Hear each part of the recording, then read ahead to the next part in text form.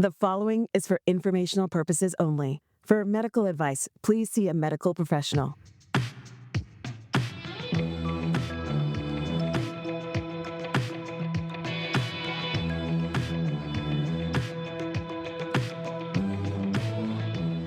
Welcome to Staying Alive with Margaret and Susy.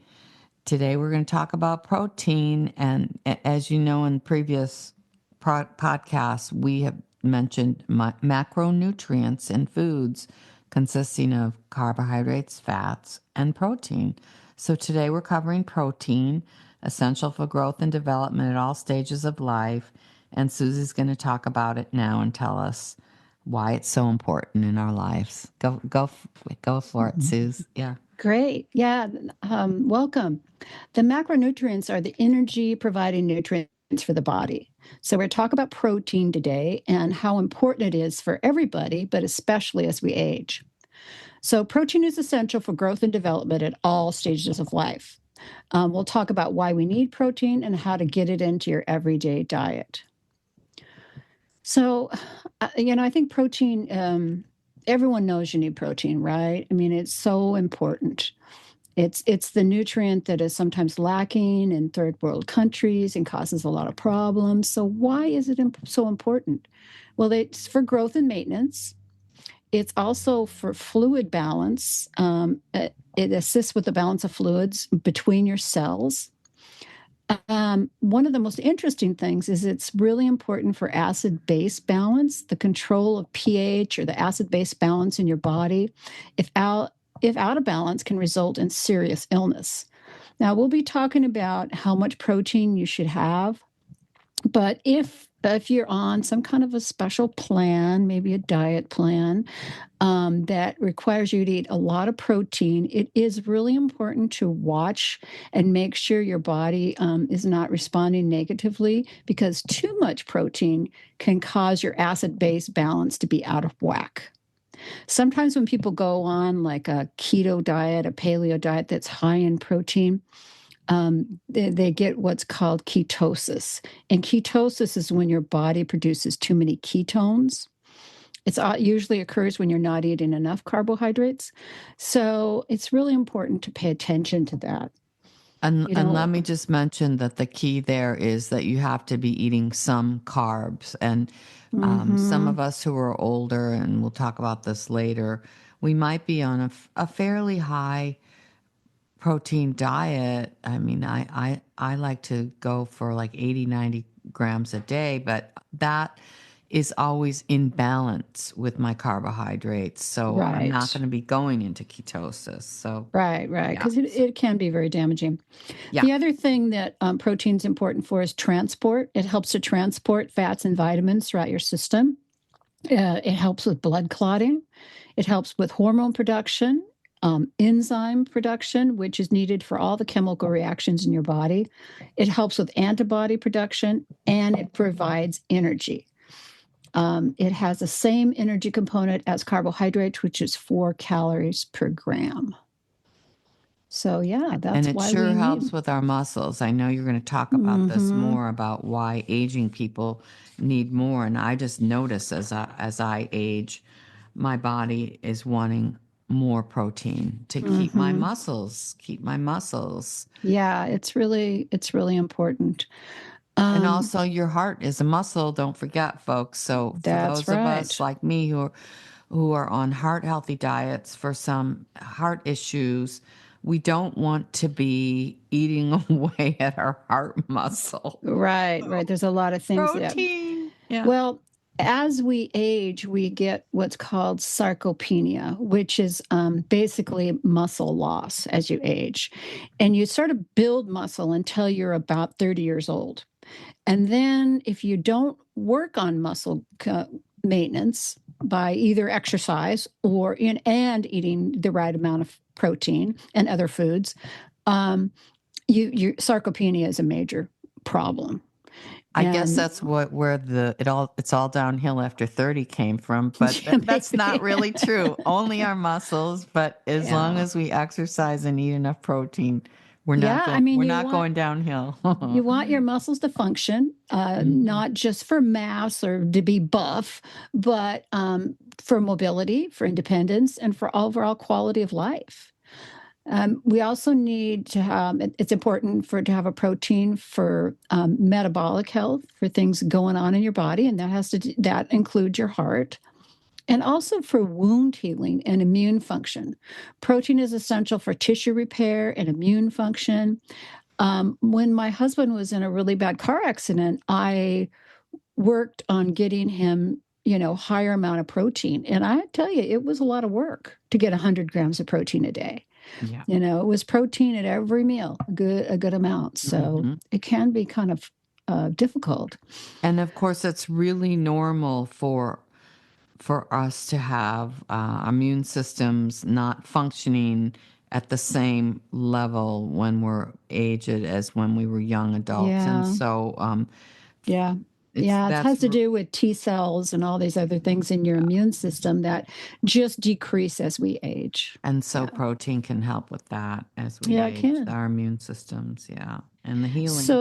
So if you think about the amount of protein that's recommended, it does increase when you're older. Now, when you're a mature adult, you need about 0.8 grams per kilogram of body weight. The recommendations for children vary. It dependent upon the child's age. When babies only need about 11 grams, toddlers need about 13, kids between the ages of 4 and 8 need about 19, kids between 9 and 13 need about 34, and then adolescents need about between 46 and 52 grams. So obviously, as kids age, they need a little bit more protein to keep growing.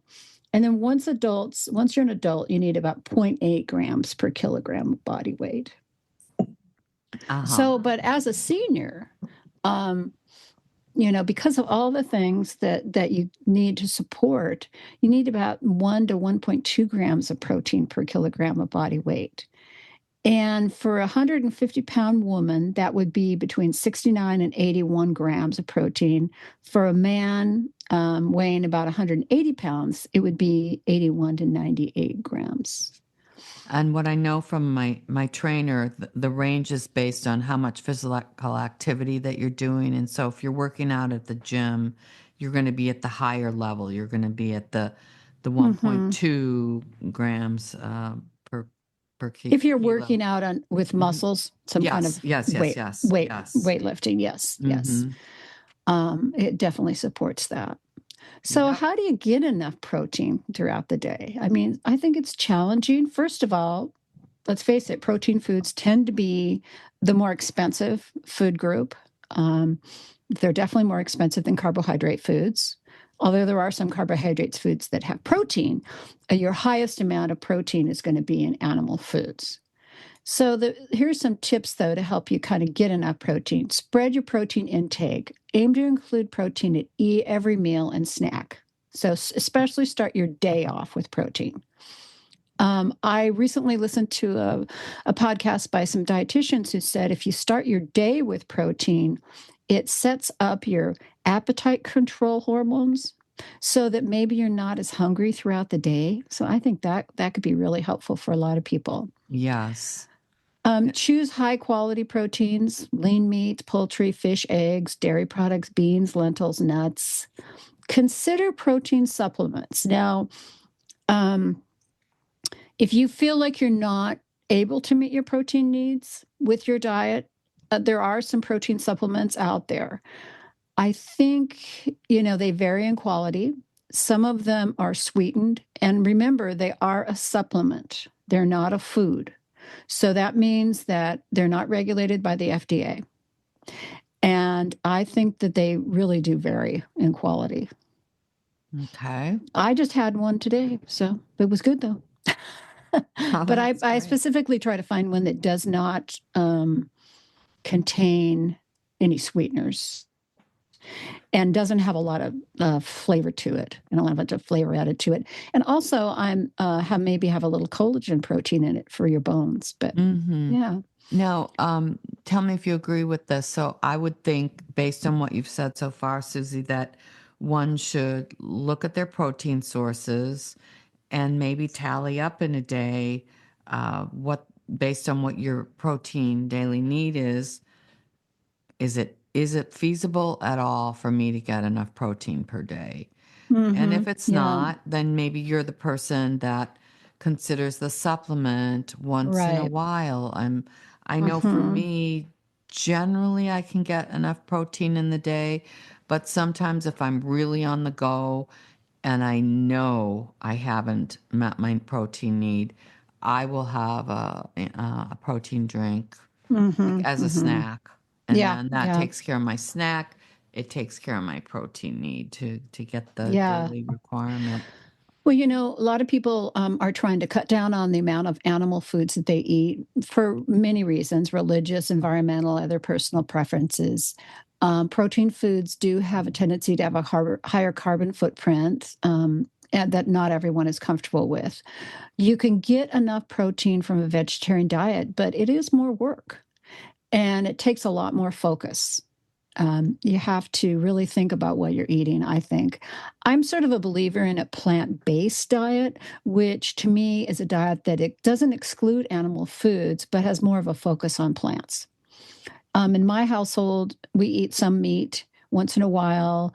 We eat salmon, we eat eggs, um, because I have a hard time getting enough protein from just eating my legumes and nuts and stuff like So that. when you say plant-based diet, then are you saying, does plant-based diet refer to plant-based sources of protein? Because of course I eat a plant-based diet because I eat my recommended fruits and vegetables every day and my recommended grains because I don't want ketosis. But you mean plant-based diet for Yeah, I think some protein, for people get protein. yeah, some people get the definition wrong. Plant-based diets means it's based on plants, but does include some animal foods. Specifically for It's not a vegan protein, diet, or basically. yeah, it's not a vegan diet or a vegetarian diet. I mean, there's different types of vegetarian diets. There's lacto-ovo vegetarian diets, which include dairy and and eggs. And Yeah. then there's, a pescatarian diet, which includes fish, or else there's a vegan diet, which is includes no animal foods at all. Mm-hmm. And I think it's pretty challenging. Personally, I think it's pretty challenging to get enough protein on that kind of a diet. I think it's a lot more work. I think I'm not sure that personally I want to work that hard. Well, But it's yeah. it's also difficult, and we can come back to this. I know that we're going to have an episode on weight management, but I Hmm. know I know for me personally, um, when I was doing more of a plant-based diet, I couldn't lose weight. And if you think about it, I mean, here's why: like to get the amount of protein I would need per day would be 12 ounces of chicken breast versus, like 18 tablespoons of peanut butter, which Yeah, would be like yeah. over I know it's 2,000 calories. So yeah, it's a definitely a much more difficult thing to do. you It's have to eat so many more calories to get enough protein. And Well, if either you that or do, you have to really play around with a lot of alternative grains and things that most people are not super comfortable with. I think it's difficult, and it can be done. But I don't think it's that easy. I worry about people not getting enough protein when they're on that kind of a diet. And there's some yeah. other nutrients as well that you miss out on. I mean, I Um, love quinoa, but I'm not going to yeah. eat 6 cups a day. I mean, I'm not going to, and that Well, it's doesn't the make same sense. with almonds. Like people talk about, well, almonds have calcium. You could get your calcium from almonds. You know how many almonds you would have to eat to get enough calcium? I think it's like 2 cups or something. Who's going to sit around and eat 2 cups of almonds? So it gets just a little more complicated. Well, you know what? When I wasn't losing weight and my body was craving protein like mad after an operation, I think I was eating about 2 cups of almonds a day. And then I was wondering, why was I gaining weight? So, yeah, Yeah. we'll come Well, back to that in the weight loss yeah. episode. Yeah. So But ground beef, like for instance, ground beef, 3 ounces of ground beef, 22 grams of protein. Pork Yeah. tenderloin, 3 ounces, 26 grams. Same with chicken breast. That's bang for your buck. I mean, not Yeah. literally for your buck, because Salmon. you can't afford to buy the Right. Salmon has about 3 ounces. 3 ounces has about 19 grams. An egg has 6. Now, when you get into legumes, for instance, black beans, a half a cup of black beans has 8 grams. Almonds, an ounce of almonds have 6. A cup of brown rice has 4. Oats have 6, about a cup. A quinoa is about 6. I mean, Greek yogurt. Greek yogurt's not too bad. Greek yogurt, 6 ounces, has 12 grams. Yeah, that's that's a pretty good shot of protein. Right. And I think that makes a pretty good complement for a lot of people's diets for breakfast or for a dessert, to have some Greek yogurt, maybe with some walnuts on it. Yeah. You're getting probably, if you had a cup of yogurt and some walnuts, you're probably getting close to 20 grams of protein. Hey, So let me that's say not something bad. about eggs, because I know you know this, but I didn't. So I was thinking that the protein in an egg was in the yolk. That's what seemed intuitive to Interesting. me, because that's where the chicken grows. Of course, it's all in the yolk. So I've got to Right. eat the whole thing. But the white feeds the chicken. And then I found out all the protein is in the whites. Yeah. There's a lot of nutrients in the yolk, but there's a lot of protein in the white. Yeah. But if what you need is eggs for protein, and you want to keep your calories down, and you don't want the dietary cholesterol, that's a debatable issue. Like, I pretty much go with egg whites now, except for like a baking recipe that requires a whole egg, that I don't want to mess up the recipe or something, you know. Right. But just for my food intake, I've switched to whites, not because I was like, why did I think the protein was in the yolk? It's not. Yeah. Well, there are a lot of nutrients in that yolk, but again, well, we're just talking about protein. Yeah. Right. Just protein. Right. And then you want to talk about plant-based milks a little bit, because a lot of people use those. Yeah, I think it's just important to realize that a cup of cow's milk has 8 grams of protein, and a lot of the alternative milks, except for soy, unless they're fortified with protein, only have about 1 gram of protein. So if you think about a child who's getting a significant amount of protein from milk, 3 cups of milk a day is 24 grams of protein, where 3 cups of like rice milk or almond milk might be 3 grams of protein. So it's just something to think about. A lot of them are fortified now with protein. Well, 3 cups of soy milk, not fortified with protein, is 27 grams. So that's why I switched from almond milk to soy milk. It's because 3 cups, 27 grams, and that's if it's not fortified. I'm not going to mention, I mean, it is fortified with D and calcium, but not with the protein. But then there's certain, like, more high-end brands that are fortified, and they're 12 grams of protein. Yeah. Yeah. So you can just have to look at the label. And, I think some people are fine with dairy and some aren't, So, yeah. Personally, I can't tolerate soy milk. I wish I could, but yeah. Some people are lactose intolerant or have other types of diseases of the gut where they just cannot absorb. Right. So how can getting ample protein benefit your health? So, you're obviously, it can improve your muscle strength and function, which can help reduce the risk of falls and fractures. That is so important. I swear that every week I talk to someone who has fallen.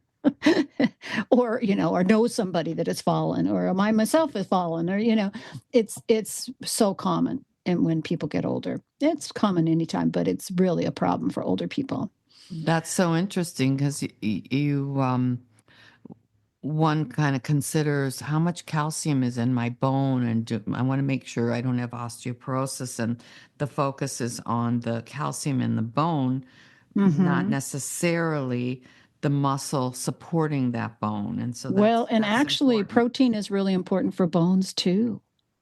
That's why I'm using a collagen protein powder, because I've been reading that collagen helps with your bone strength. And if calcium doesn't have something to grab onto in the bone, it might not do anything. The other thing, of course, we'll talk about when we talk about exercise is how important exercise is for bones. But So those not all protein powders are the same. They don't all have collagen. You have no, to they are check. not. They are Okay. not. We're Yeah. not going to mention brands. No, we're not. But Okay. um, and then also it can benefit your health, but with better wound healing, um, and a stronger immune system, and just improve the quality of your life. I think one of the most wonderful things about protein is it's more filling. And so that kind of leads into how protein can help with weight loss. There's real strong evidence that increased protein intake can assist with weight loss. Oh, absolutely. Protein is more filling than carbohydrates or fats, and so it can help you feel full longer and reduce cravings. It also can influence the hunger-relating hormones, such as ghrelin, I think that's how you pronounce it, the hunger hormone, and cholecystokinin and GLP-1. So that helps you to feel full, basically. So that's why it's important to have protein in the morning. So you kind of get those hormones started and get them regulated throughout your day. Well, that's interesting too, because we're not going to get into this much right now, but it just brings to mind that these new weight loss drugs also affect those hormones and the GLP-1 and give that feeling of fullness, but it's not in a natural way the way protein does. And Yeah. it can really throw things off Yeah. entirely. And Yeah. when I talked to my doctor about it, she said, just stick with a higher protein diet. Hmm. You like to do things naturally, Margaret. You can Right. do that. So when your body, protein is a little harder for your body to digest too, because it contains nitrogen, whereas carbohydrates and fats do not contain nitrogen. They're composed of carbon, hydrogen, and oxygen.